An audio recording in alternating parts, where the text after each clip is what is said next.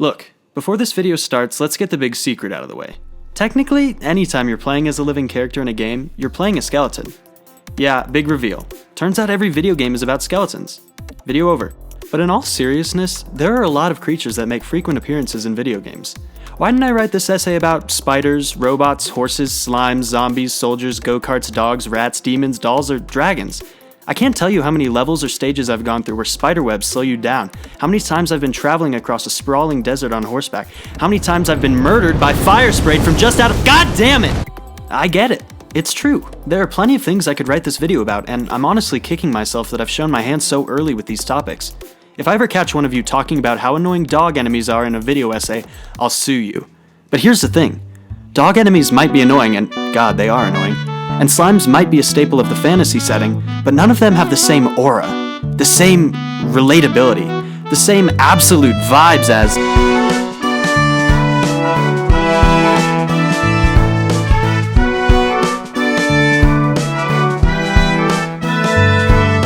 Did you catch that pun in the title? Alright, disclaimer time. I haven't played every video game yet, and that means that I'm inevitably going to miss some skeletons. While this fact keeps me up at night, that and everything else going on in the world, I don't want to hear it if I miss your favorite skeleton. While Bones Jackson from Mutant League Football and Hockey is an icon, his game came out before I was born on a system I never owned, and I have nothing to say about him. Second disclaimer. While every skeleton is special and unique, no they're not, and sometimes a skeleton is just some angry bones. I'll probably talk briefly about a few iconic but basic skeletons, but I can't really go in depth into the psyche of every skeleton in Skyrim. There, I talked about Skyrim now. I don't have to bring that dogshit game back up later. Fuck you, Todd. With those disclaimers aside, let's meet some skeletons! This being my first video, it's important to be very transparent. The level of research I'm prepared to commit to for this is next to zero. I'm a university student with time management issues, and I can't really justify spending hours looking at pixelated skeletons. That's why the way I discovered Sir Daniel Fortesque was by googling earliest ever video game skeleton, and I don't even think he is. This charming fellow is the protagonist of a game called Medieval, which came out in 1998. It actually got a remake in 2019, which did fine, I guess. I truly have no connection to Mr. Fortesque, and I wouldn't have mentioned him if not for the piece of trivia that apparently he's hot as fuck. The lead designer said that apparently female gamers found Sir Daniel endearing, and he's become a sex symbol in France. Honestly, I get it. I give Sir Daniel 1 bone out of 10. Dry Bones is cool as fuck. Have you ever seen a skeleton as cool as Dry Bones? Trick question, no you haven't. This fucking alpha does it all. He can dance, drive a car, party, he's immortal. Honestly, I should just end this video now. No other skeleton can live up to him. Dry Bones blessed this world for the first time in Super Mario Bros. 3, and has been a series regular since then. He usually shows up in Bowser's Castle and functions essentially the same as a Koopa Troopa, with the small exception that he can't die.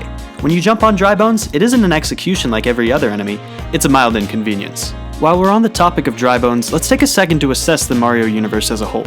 In those games, the word dry essentially means skeletonized, which I choose not to question. There are dry versions of Goombas, fish, piranha plants, even Bowser.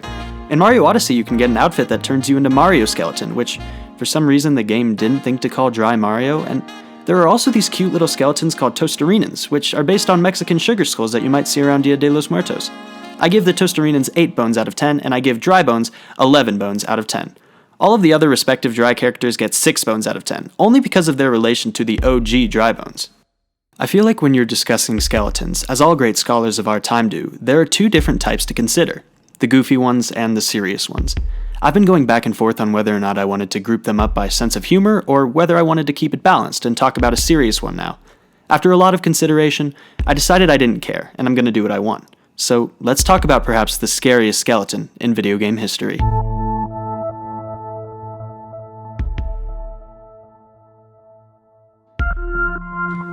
Look at him.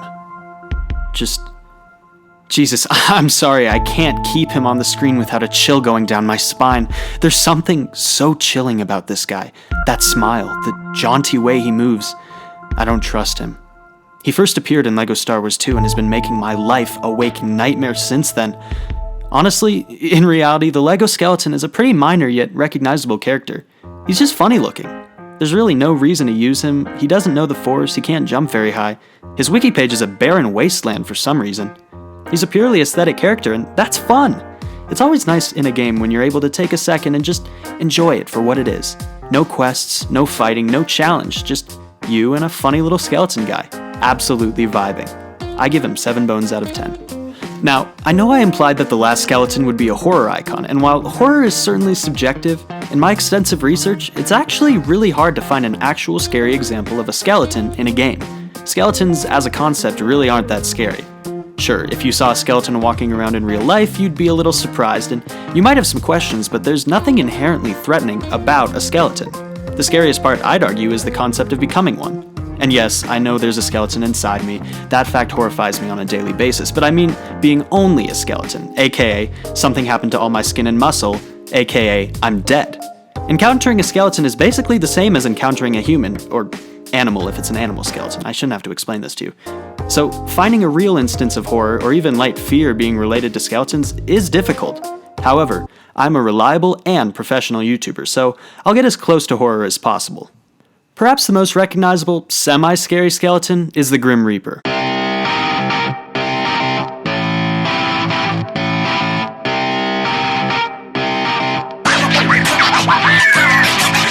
I don't need to explain the Grim Reaper to you, but in the briefest possible description, it's a funky little skeleton in a hood, and he's the personification of death. Perhaps you recognize him from those terrible memes where he's holding a gun for some reason. Mom, can you buy me that cereal? There's a Cars 2 toy inside and I really want it. Did I just hear the F word? I've got a devil on my shoulder and an angel on my other shoulder, and they fuck each other! The Grim Reaper has appeared in plenty of video games, so I'm gonna do a lightning round. This will give me the chance to talk about a lot of games really quickly, so keep up. In Castlevania, Death is an evil guy who you fight a lot, which makes sense for Castlevania. He's technically a Shinigami, so I give him 6 apples out of 10 for being basic. In Grim Fandango, a game entirely about skeletons, the Grim Reaper is a travel agent. Good for him. I haven't played the game and I know nothing about it, so we'll move on. 5 bones out of 10. It's not as interesting when everyone else is also a skeleton. In The Sims, if you fuck up taking care of your Sims, or you're just a sociopath and kill them on purpose, who would do that? The Grim Reaper shows up and takes their soul. When he's there, you can beg for your Sim's life, or you can just strike up a conversation. Any game where you can marry the Grim Reaper is a good game in my book. 8 out of 10 bones. There's another situation that kind of counts as horror, but I'm hesitant to bring it up. I will, however, because it allows me to talk about my favorite game.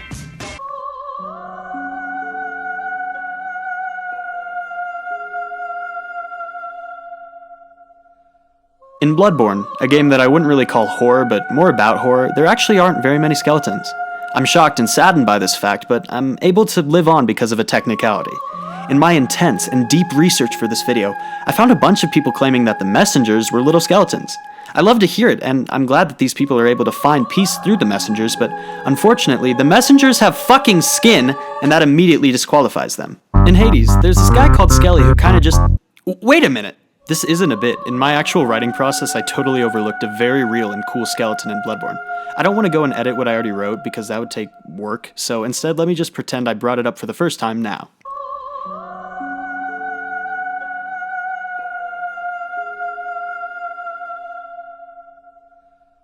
In Bloodborne, a game that I claim is my favorite game but forgot an entire boss for, there's approximately 1 skeleton. His name is Darkbeast Paarl, and he's not only a very cool skeleton, but he's a very cool boss, and now I really get to talk about Bloodborne. Buckle up, this is one of the things that I get weird about.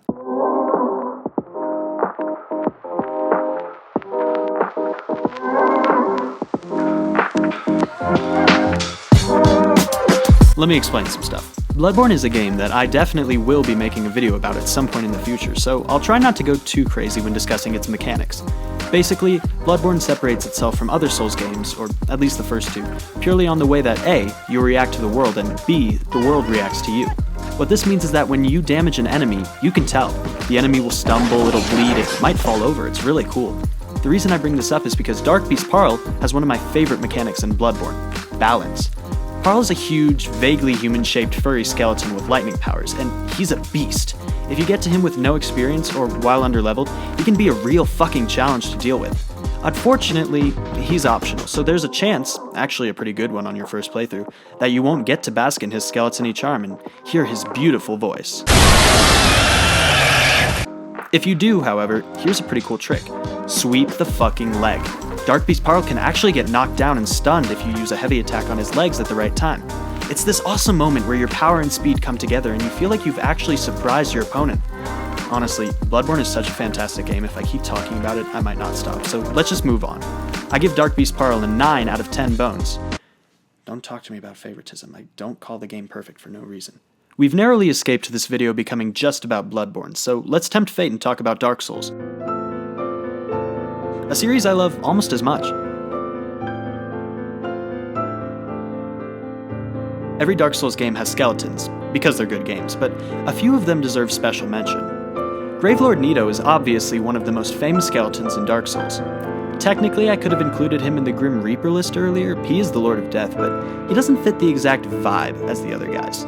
Nito is the most skeleton-y character I've ever had the pleasure of meeting. For one thing, you get like 100 for the price of one, because not only is Nito actually a bunch of skeletons hot glued together, but he also summons and usually kills a bunch of skeletons throughout his boss fight. He's a solid skeleton, but I'm actually gonna knock points for how thick he is.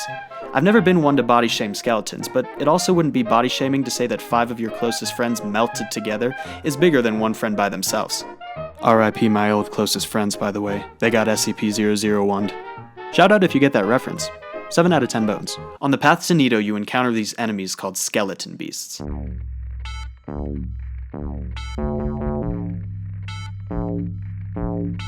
Now, if you haven't played Dark Souls, I want you to imagine what a skeleton beast might look like. Now, take that and throw it away because they look like this. These are probably the scariest skeletons on the list. For one thing, people call them dogs? Apparently they're dogs? You know, dogs? I don't see the resemblance. These things are so scary because when you encounter them, you're walking in pure fucking darkness and don't know they're there until they're close enough to fuck you, which they do. 4 out of 10 bones. Let's continue to Dark Souls 2. I'm a real Dark Souls fan, which means I've played all of the games, even the shitty second one.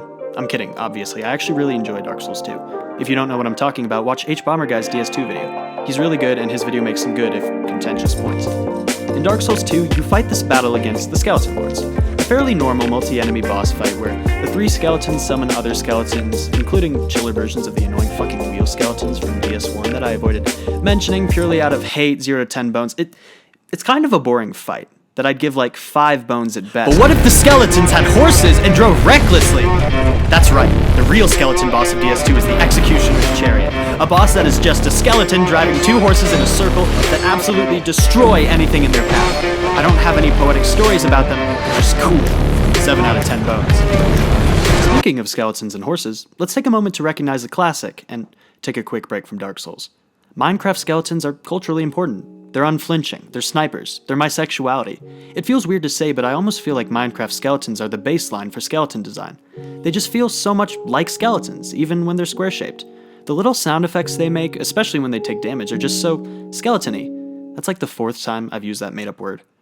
Things get taken up a level when one of them gets struck by lightning, and suddenly you've got 4 mounted skeleton archers on skeleton horses, and they shoot you with skeleton arrows and... blah. I've said the word skeleton so many times. Minecraft skeletons get a 9 out of 10. Let's do a brief intermission. Alright, back to skeletons. In Dark Souls 3, you find yourself in this cave, walking towards an item on the ground, when suddenly, whoa, big boy skeleton, hey papa! I can't believe I wrote that in my script. All of my previous rules about skeleton thickness go out the metaphorical window. Look at this big guy. He's thick, he's stripped the fuck out, he's being swallowed by the abyss and fighting for his life every second. Oh, that's right. Dark Souls is depressing. Honestly, High Lord Wolnir might have been a 10 out of 10 if it weren't for the fact that his boss fight is really gimmicky, something that DS3 is criticized for a lot. Personally, I don't hate the fight, but it certainly isn't as good as a fight from Bloodborne. Wolnir gets an 8 out of 10 bones, and with that, we can finally stop talking about Dark Souls. For now. This next one is for my friend Jeremy. Clash of Clans. Jesus, am I really gonna talk about Clash of Clans? They're a bunch of skeletons that get spawned by a witch or something. Honestly, I have no opinion on them. They're basic skeletons, they have swords. 4 out of 10, what do you want from me? There are also these things called wall breakers, they have bombs. They're kinda cool, I guess. 5 out of 10. Listen, Jeremy, I know you're probably watching this because I forced you to, but I have very little to say about Clash of Clans. I'll just let you brag here. What's your town hall level? Apparently it's 11. Everyone tell Jeremy how proud you are of him. In Hades, there's this guy called Skelly, who kinda just shows up in your house. He's got great voice acting, like everyone in the game, and his sole purpose is to let you beat the shit out of him. I haven't beaten Hades because I'm not good at it, but I enjoy Skelly's company. 8 out of 10 bones. Breath of the Wild was one of the best games to come out in the last 20 years, I think, perhaps all time, but it didn't have very many different enemy types. You had basic enemies like Lizalfos, Bokoblins, and Moblins, with a few mini-bosses like Lynels and Hinoxes. Everything I mentioned, except the Lynels, have skeleton forms that come out at night. They're almost exactly like regular enemies, except when you fight them, their heads fall off and you have to hunt them down. Kinda like dry bones, but more killable. While I would have liked to see some more base enemy types, it's cool that it added a new game mechanic. 6 out of 10 bones. Alright, I've beaten around the bush for too long. When you read the word skeletons in video games, I know there was a character that immediately came to mind. One with so much lore, so much history, so much intrigue, that obviously I was going to save him for last. So of course, the skeleton I've been waiting to talk about is Skull Trooper from Fortnite!